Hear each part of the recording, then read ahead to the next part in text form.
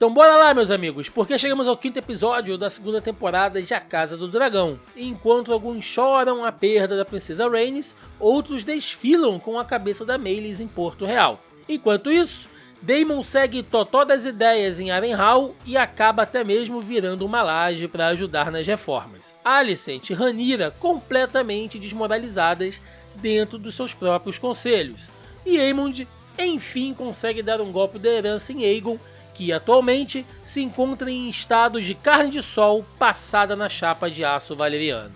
Pois é, 5º episódio, já passamos da metade dessa temporada. Eu sei, como sempre acontece, depois de um episódio muito frenético, com muita ação e grandes batalhas, nós temos ali um certo esfriamento, né? As coisas começam a ficar um pouco mais lentas, tem muita politicagem.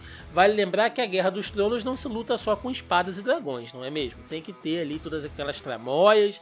Então fiquem tranquilos, já já vai ter muito mais ação, muito mais batalhas, muito mais dragão. Então pra quem achou esse episódio parado, não foi parado não, tá? Aconteceu muita coisa, a gente vai tratar sobre isso aqui.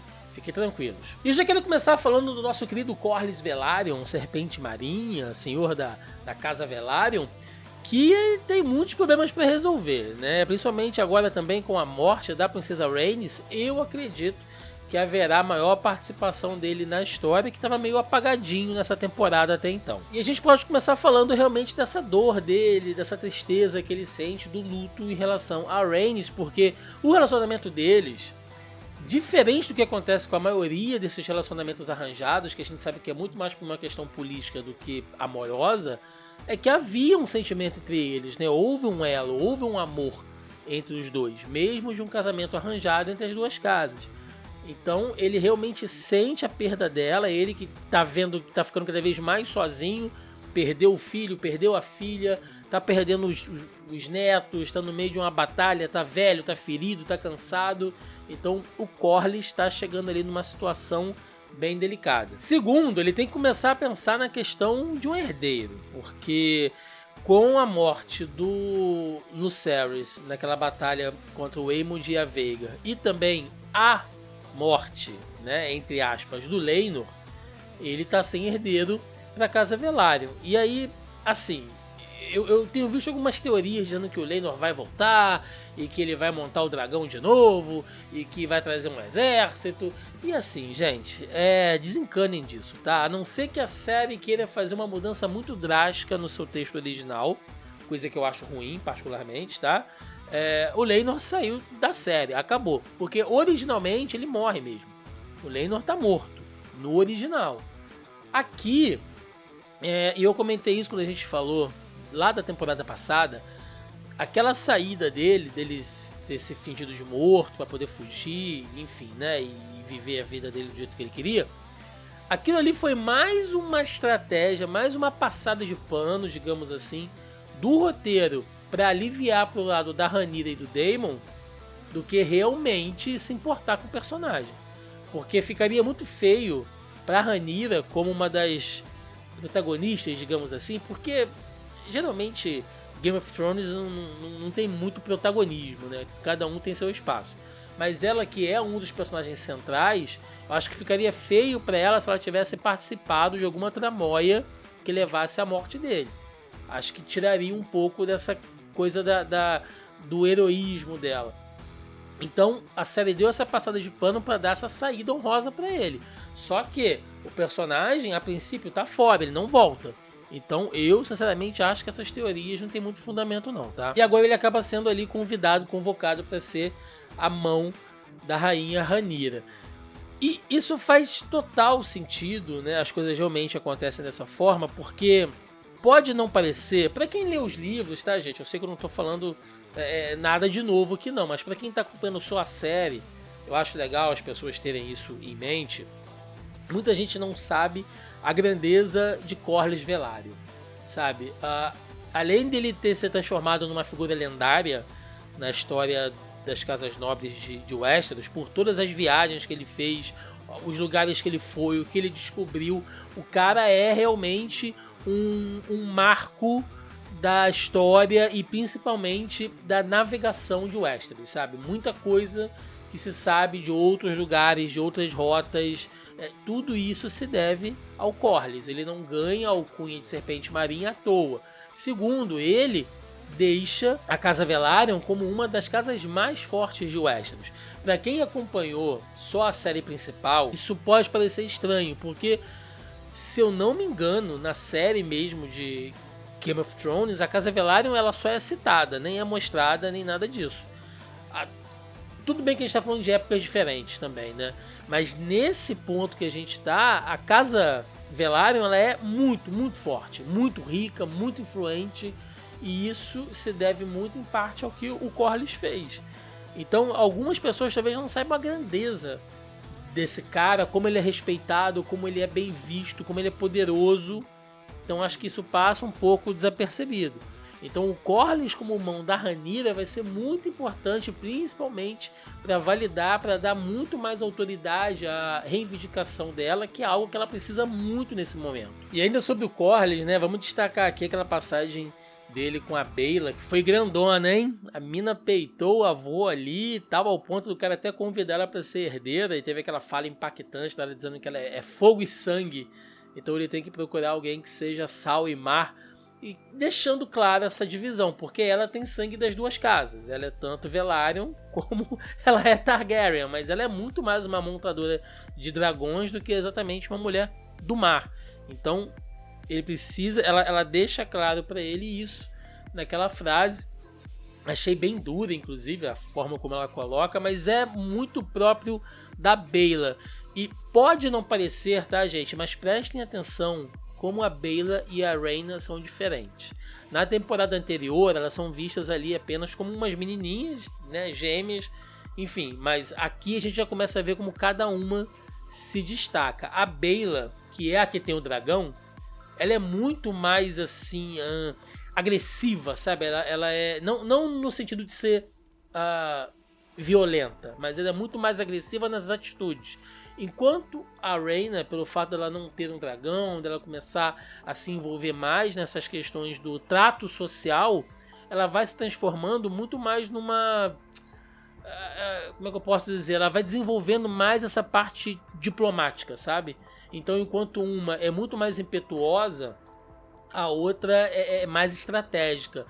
Então, é legal ter isso em mente, porque essas meninas terão participação lá na frente na história, até além de guerra, tá? Não estou dizendo assim participação direta, mas elas acabam sendo envolvidas em outros eventos ali, então são personagens que vão crescer muito ainda. Aliás, falando da Rhaena, que estava sumida até então, né? Tivemos um diálogo rápido dela que nos apresentou uma outra personagem originalmente, que é muito importante nessa fase da Dança dos Dragões, a senhora Jaime Arryn, a donzela do Vale. E aí é bom a gente explicar um pouco também, porque essa é uma outra personagem que futuramente, aos poucos, ela vai tendo uma participação importante na história, porque a Jaime Arryn, ela tem uma construção muito parecida com a da Rhaenyra.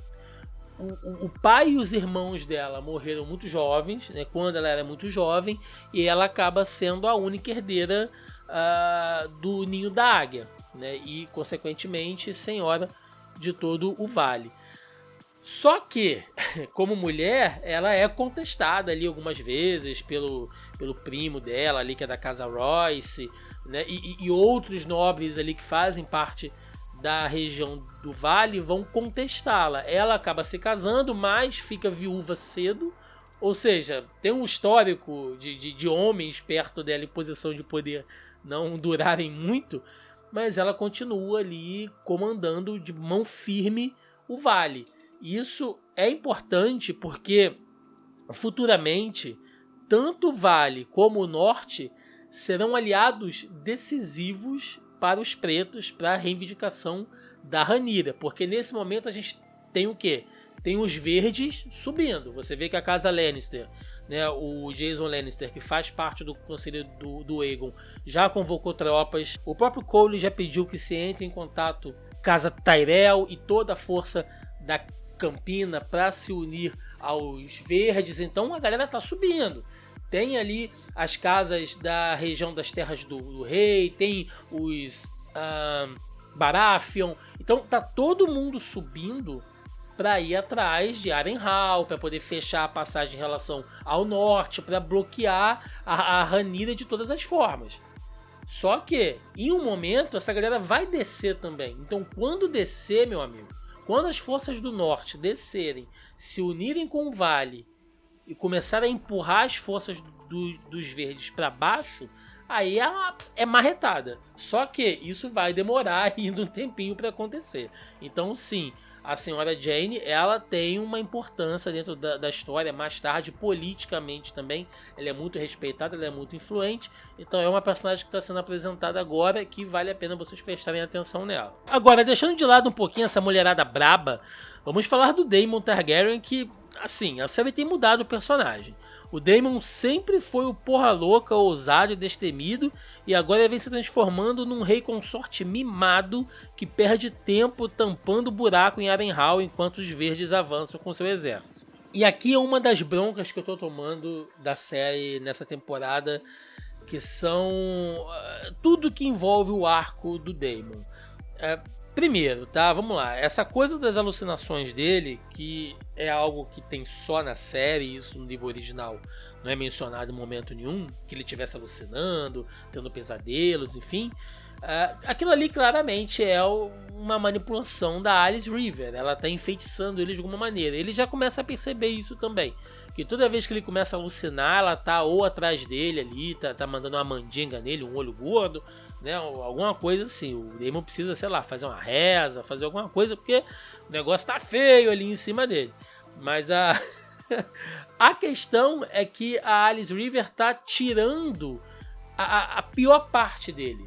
Tá trazendo à tona esse rancor, esse ressentimento que ele sempre teve. E ele nunca escondeu isso, né, gente? Em relação à questão da sucessão com Viserys e a própria Rhaenyra, ele que se considerava alguém muito mais apto ao Trono de Ferro por ser mais forte, mais ousado, e que sempre foi visto ali em segundo plano. Só que o Daemon, ele sempre foi leal. Ele pode ser ressentido, ele pode ser até meio invejoso, até um pouco despeitado, mas ele sempre foi leal. E o que a Alice está fazendo com ele é trazendo à tona, né, uma certa ambição, sabe? Muito maior do que ele realmente mostrou até agora através desses feitiços que ela está fazendo. Assim, eu acho que isso descaracteriza um pouco o personagem. Outra coisa também é essa questão do Daemon ter conquistado a Harrenhal sozinho. Isso tem me incomodado, cara. Olha, de um jeito que vocês não imaginam. Porque, tudo bem, o cara foi montado ali no dragão, e as pessoas têm medo dele, e Harrenhal tá caindo aos pedaços, beleza. Só que não é bem assim, cara, não faz nem muito sentido isso. Primeiro, beleza, né? Não tem ali uma guarda, a Casa Strong não é muito forte naquele momento, mas não tá completamente desguarnecido, tá? Tem uma certa tropa ali, tem uma galera que tá ali que, mesmo o Daemon sendo um fodão, sozinho dentro do castelo, depois que ele entra, que ele não tá mais montado no Caraxes, ali, meu amigo, é mano a mano, sabe? Ele não teria muito como resistir, se fosse o caso. Então, originalmente, quando ele toma Harrenhal, sim, ele chega voando, ele se impõe, mas tem alguma tropa ali já que ele conseguiu reunir minimamente para dar um suporte a ele, que é a mesma galera que mais tarde será aumentada para uma outra batalha que a gente vai falar já já. Mas nesse momento ele não está completamente sozinho. Então colocaram o Daemon ali como se fosse um loucão que chegou, tá lá dormindo num quarto que tem goteira, agora já tá ajudando a fazer reforma, tá tapando buraco de telhado, tá virando massa pra tapar buraco em parede. E assim, cara, não é bem assim, né? Inclusive ele vem sendo ali constantemente desrespeitado, se envolvendo em briguinha das casas da região ali do rio, né? Das Riverlands, que eles chamam. Sabe, não sei, cara, tá muito perdido isso. Até essa briguinha boba dele com a Rhaenyra, dessa coisa de que, eu não vou falar com ele, eu não vou falar com ela, eu não vou mandar corvo, eu não vou pedir nada. Cara, originalmente eles entram em atrito, entram em certo conflito, sim, mas ele nunca deixou de dar suporte à casa dele. Mesmo quando ele se distancia dela, que eles saem meio brigados ali, ele continua reunindo tropas, ele continua mandando informações, ele continua defendendo aquela região. Não é assim como se o cara tivesse, sabe, tô de mal, corta aqui. Não, cara, não é isso. Então, de novo, a série tá, ao meu ver, sinceramente, deixa eu falar com vocês, sinceramente, ao meu ver, eu acho que a série tá fazendo o personagem render. Porque não quero dar spoiler a ninguém aqui, mas o reloginho do Daemon tá passando. Quem leu o original sabe que, assim, se a coisa estivesse andando num ritmo um pouco mais rápido, ele já tinha, cantado para subir, ido de Americana já tem um tempinho, tá? Mas é o Matt Smith, o Daemon é o personagem talvez um dos mais queridos da série. Eles vão segurar esse osso, essa mamata até onde eles puderem. E aí, assim, tem que fazer o personagem render, tem que botar água nesse feijão aí pra coisa render. Sei lá, cara, eu penso que, beleza, o personagem é legal, o Matt Smith é sensacional fazendo ele, mas uma hora, cara, tem que deixar aí, sabe? Tem que deixar aí. Então vai chegar o momento onde a gente vai ter o fim dele, isso tá certo, mas até lá, eu tô vendo que a série não sabe muito o que fazer com ele, sabe? Então, não sei, vamos esperar. Falando na Rhaenyra, a mulher tem sofrido o pão que o dragão amassou com aquele conselho dela, né?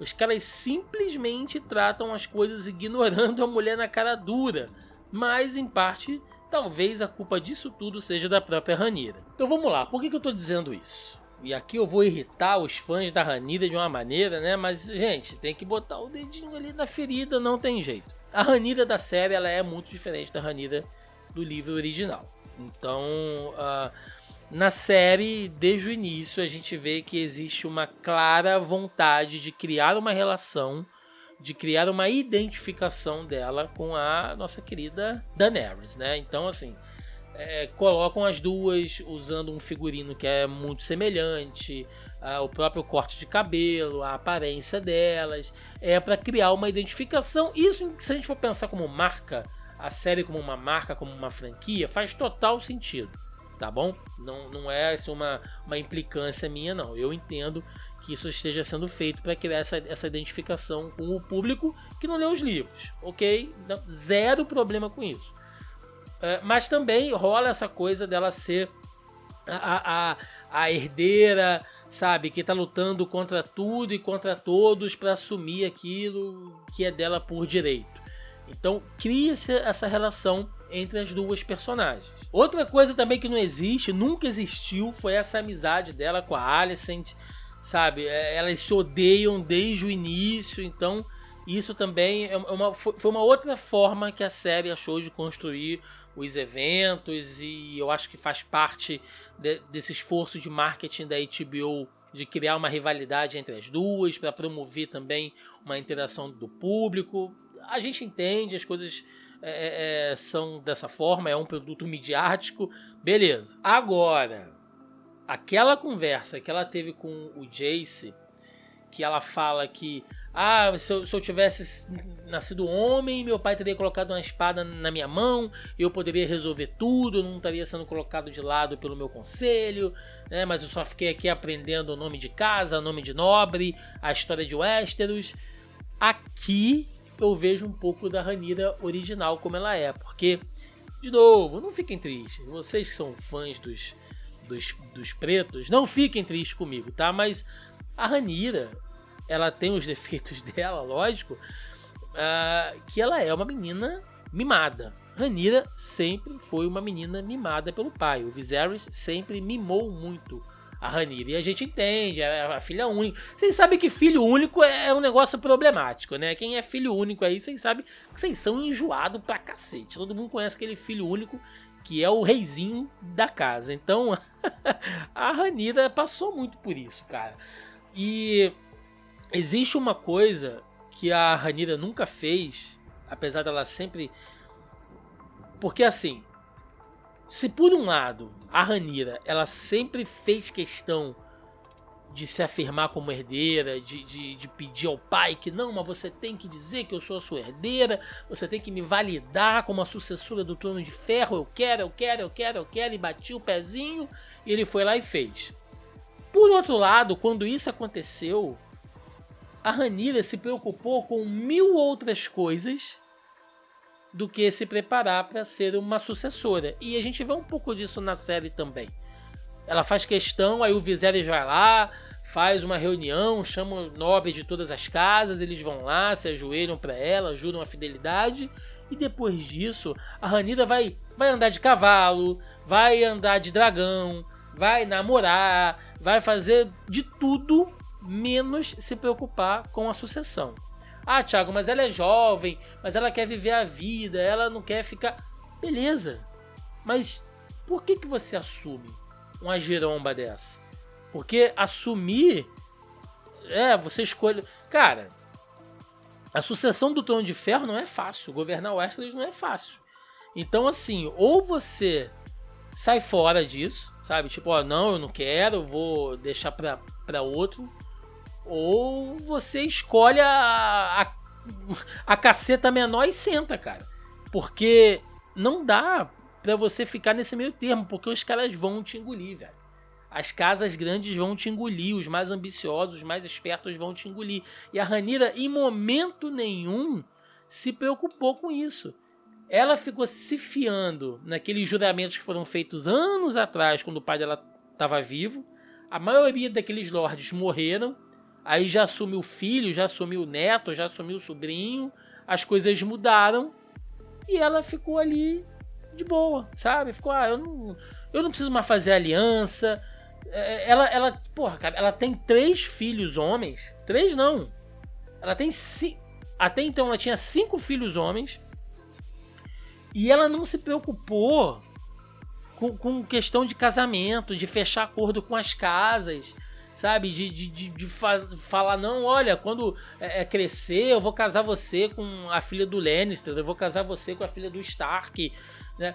Houve uma ou outra intenção, você vê que não tem laço fechado de nada, o Daemon fez o que quis, então assim, agora, cara, ela se vê sozinha muito porque ela não construiu essas pontes, tá? Então, assim... Quem é fã dela, Emma Darcy maravilhosa fazendo a Rhaenyra, mas isso é um problema muito sério dela como personagem. Ela sempre quis ser, mas nunca se preparou. Então agora, meu amigo, sofra as consequências. E a grande ironia de tudo isso é que em Porto Real, a Alicent agora passa pela mesma desmoralização que a Rhaenyra, quando o Conselho dos Verdes se vira contra ela e coloca o Aemond como regente do Trono de Ferro enquanto o Aegon está incapacitado. E que legal, né? Que legal que é o Aemond na série. Esse é um exemplo de personagem, pra vocês não falarem que eu estou muito ranzinza, esse é um exemplo de personagem que na série ficou melhor que o livro. No livro o Aemond é meio porra louca ali, depois que ele pega... Ele sempre foi um menino meio triste, e aí quando ele consegue a Veigar, ele fica loucão das ideias, faz o que dá na telha dele. Na série, ele é muito ressentido com a própria casa, ele é ressentido com a mãe, que nunca deu apoio a eles, ele é ressentido com o pai, que nunca foi pai exatamente como foi para a Rhaenyra, para os filhos dele com a Alicent, ele sempre deixou muito de lado. Ele é ressentido com o irmão, que sempre humilhou ele é ressentido com os primos, então ele é um moleque muito problemático. E na série se transformou num vilãozinho, né? Então é bem legal ver como a personagem deu essa volta de evolução. A Alicent não conta com o apoio de ninguém. O conselho deu as costas a ela, porque afinal de contas ela é mulher. E a gente sabe como é que as coisas funcionam ali em Westeros. Inclusive o próprio Cole, né? Não só o Cole, como o Larys, que são os 2 maiores aliados dela ali, deram as costas a ela. Falaram, olha, nesse ponto aqui a gente vai apoiar o Aemond, é isso aí. Ela tem até uma DR com o Cole, né? O Cole cada vez mais covarde. Cara, que pessoa irritante, né? O Cole é aquele tipo de sujeito que fala que, não, deixa que eu resolvo, né? Cara, todo mundo tem um amigo igual o Cole, né? Que é um amigo ou um parente, que é aquele cara que fala assim, não, deixa com o pai que ele resolve, vou fazer, vou acontecer. Aí quando o cara vai lá e vê o tamanho da pica galáctica que ele tem que resolver, ele, não, veja bem, né, não é bem... Ele nem olha na tua cara, velho. Ele nem tem a coragem de olhar na cara da pessoa enquanto ele tá falando. O bicho é asqueroso. Então, de novo, né? Outro personagem que tá sendo muito bom ali, muito bem construído. E no fim, o Aegon tá ali, né, cara? Completamente estrupiado, inclusive forte aquela cena dos mestres tratando dele, tirando as placas das armaduras, da armadura, enfim. Tá colada na pele, cara, que nervoso, o joelho com fratura exposta. Esse nunca mais vai jogar futebol. Impossível, acabou, cara, acabou. Foi a neymarização de Aegon Targaryen, sabe? O Aegon tá ali em estado de Neymar, cara. Esse não joga mais, tá todo fodido, não tem condição de seguir em frente, né? Se for levar em consideração o que acontece no livro, a gente vai ter um gap aí de 1 ano dele fora de atividade, até ele se recuperar. E a política muda, tá? Enquanto o Aemond é regente e o Cole é a mão, a política muda. E vocês já estão vendo que Porto Real tá entrando em ebulição. Essa coisa de passear, de desfilar com cabeça de dragão, de deixar as pessoas presas, de deixar as pessoas com fome, porque eles estão sentindo ainda muito a questão daquele bloqueio marítimo que o Corlys fez, que a gente falou lá atrás que haveriam consequências, e agora vocês estão vendo que o que a gente falou está acontecendo. Então, a coisa em Porto Real não tá boa. Porto Real é uma cidade muito complicada, eu acho que a gente vai poder falar sobre isso no próximo episódio, mas é uma cidade difícil, então aguardem aí. E antes da gente encerrar, vamos destacar uns fatos importantes desse episódio que não podem passar batidos, tá? Como a negociação do Jace com a Casa Frey. E aqui eu gostei de ver o Jace assumindo um papel mais diplomático, mais estratégico, afinal de contas ele é o príncipe herdeiro, então aqui é menos protegidinho ali e atuando um pouco mais, gostei de ver. Agora, achei curioso a série dar um certo destaque para a Casa Frey, porque nesse período, assim, os Freys são uma das casas mais novas de Westeros, se a gente for pensar. Tem toda aquela questão de que eles só realmente enriqueceram muito rápido por causa da ponte, criar aquela ponte para cobrar pedágio, né? Essa privatização da ponte foi muito boa para eles, deu muita grana. Então é uma casa pequena, mas que tem dinheiro. Então isso ajuda bastante também, né? Então ver a Casa Frey tendo um certo destaque aqui eu achei curioso, porque eu sinto que a série quer traçar de novo, né? Eles querem traçar algumas coisas em relação à série de Game of Thrones original, mostrando que os Frey são ambiciosos, né? Que eles querem Harrenhal, e consequentemente isso vai fazer com que eles sejam uma das casas mais fortes ali das Riverlands, talvez até podendo contestar a posição dos Tully. Então, né, você vê que os Frey são ambiciosos, como aconteceu ao decorrer das coisas que levaram até aquele casamento vermelho que a gente viu na série original, porque eles são muito ambiciosos. Então eu sinto que a série quer traçar um pouco disso aqui, sendo que no original os Frey, logicamente, eles são importantes, principalmente na Batalha da Margem do Lago, que é essa próxima batalha, que é a próxima grande batalha que a gente vai ver na história, mas eu acho que vai só até aí, sabe? Não me recordo agora de uma outra grande participação e importância dos Frey nessa história, não. E aí no final a gente tem o Jace sugerindo a Rhaenyra a questão das sementes de dragão, que são os bastardos, são as pessoas que são descendente do sangue deles, que teoricamente podem reivindicar dragões. Então a gente vai ter ali uma fase de recrutamento, vai ter ali umas entrevistas de emprego, a galera vai lá levar currículo para ver se consegue montar em dragão. Se conseguir, beleza. Se não conseguir, vira churrasco.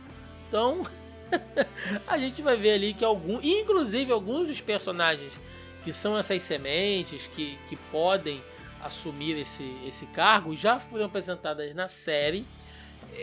Eu tô segurando spoiler, mas assim, cara, quem leu o livro sabe. Quem não leu, provavelmente já viu em outro canal falando sobre isso, ou aí tem um monte de página, perfil no Instagram que já deu esse spoiler. Eu prefiro segurar um pouquinho, tá? Mas muitos foram apresentados já, inclusive um deles tem muito destaque nesse episódio, mas eu acho legal a gente juntar para falar mais detalhadamente sobre eles no momento oportuno, tá bom? É isso, gente, essa foi a nossa análise aí do quinto episódio da segunda temporada de A Casa do Dragão. Como eu falei, tinha bastante coisa, tá vendo? Vocês acharam que não aconteceu nada? Tinha coisa para falar sobre esse episódio aí, então espero que vocês tenham gostado da nossa análise. Toda semana aqui com vocês. Agora eu quero saber a sua opinião, o que você achou desse quinto episódio, né, e dos rumos que a série está tomando aí. Se vocês acham que eu fiz algo muito chato, algo muito criterioso em alguma crítica, podem falar, não tem problema, né, ou se vocês concordam também. Então deixa aí a sua opinião, dê o seu like ou dislike, o que você preferir, e se inscreva no canal se ainda não for inscrito. Considere se inscrever aí, nos ajuda e nos incentiva bastante. É isso. Vou ficando por aqui, até a próxima. Valeu!